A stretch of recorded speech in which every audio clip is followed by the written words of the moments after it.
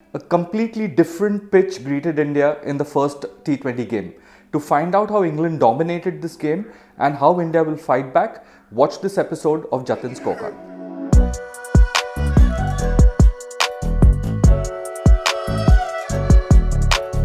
In the 4 test matches and in the last 2 games, the last 2 test matches at the Motera, we've seen a very dry pitch, a turning track. But this time at the Motera, as I had spoken in the last episode as well, the white ball game demands a different surface, and different surface India got.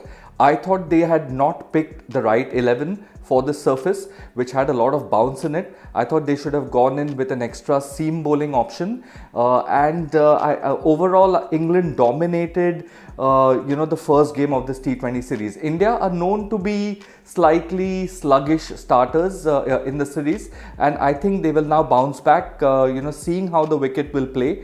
I've got a feeling they will play Navdeep Saini in the game which starts tomorrow, because there is a lot of bounce, and Navdeep Saini, in the absence of Bumrah, is the only genuine fast bowler in the squad. So I've got a feeling that they will leave Shardul Thakur out and play Navdeep Saini in the 11.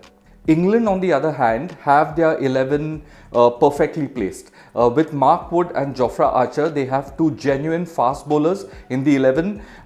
Chris Jordan bowled pretty sharp as well, and Ben Stokes obviously can generate pace as well. So I think England have a fantastic attack for this surface at the Motera, and it will require adapting and adjusting by the Indian batsmen to the bounce, and how quickly they are able to do it will dictate India's success in this T20 series. India now have 5 games to go, 5 T20 games to go before the World Cup later this year. And I think this is the time for India to experiment a little bit. I am a big believer of experimentation, especially in bilateral series when there is not much at stake in terms of a world prize. And I feel that India should try something out of the box. I think they should let Shikhar Dhawan, they should leave him out of the 11 for the rest of the series, and they should try opening with Rishabh Pant. In the absence of Rohit Sharma, I think Rishabh Pant could be a fantastic guy to have at the top of the innings, especially as he is in some brilliant, sublime form.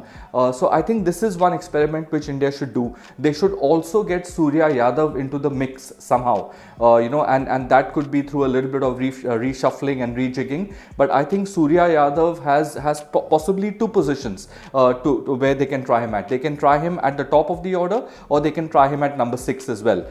So I think these are 2 experiments India will have to do, because if they don't try these couple of kind of formula changes, you'll never know if they will work or no. And when you go into a World Cup, it becomes too late to try something different. So I think this is the time over the next 4 games, you will see a little bit of rejigging and reshuffling from the Indian side. Another issue for India is Hardik Pandya's fitness as a fast bowler.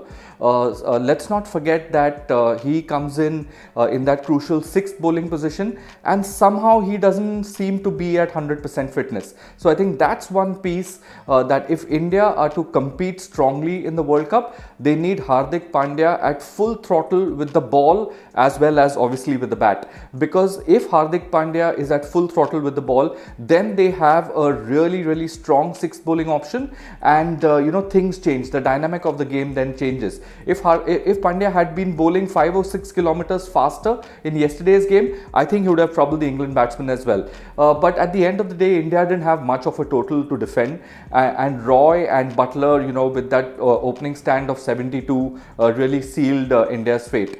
England are a professional outfit. When they get a chance to put you back on the ropes, they are not going to miss out on it. So I think now it bottles down for the rest of the series down to only one thing, according to me: how well India will handle the bounce and the pace. Because England is going to keep doing what has worked for them in the first game. They will use 4 fast bowlers and Adil Rashid here or there, but their focus will be on fast bowling, and their focus will be length and bringing it up to the chest level or higher of the Indian batsmen. How we cope with that bounce is something which will dictate India's fate in the series. As usual, leave your thoughts, comments using the hashtag AskJatin, and I'll reply to you. I'll see you before the next game. Thank you for watching.